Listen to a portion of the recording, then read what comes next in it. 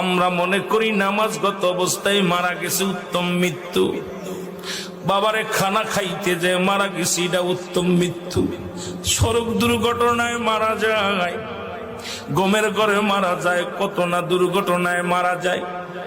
আল্লামা মুফতি আমজাদ আলী সাহেব তার কিতাবের মধ্যে লিখতে যায় বললেন, মানুষ শোনো, 70টা তাজা উটের গায়ের চামড়া জবাই না করিয়া উল্টো দিকে টান দিয়ে লবণ আর মরিচ লাগায় দিলে যতটুক যন্ত্রণা হয়,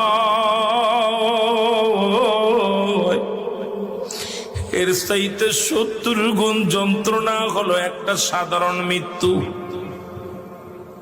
এখন আমরা মরণকালে অনেকে পায়খানা করে দিই রে, মরণের সময় অনেকে প্রস্রাব করে দিই। অনেক দাদা বাবার চোখটা বড় বড় হয়ে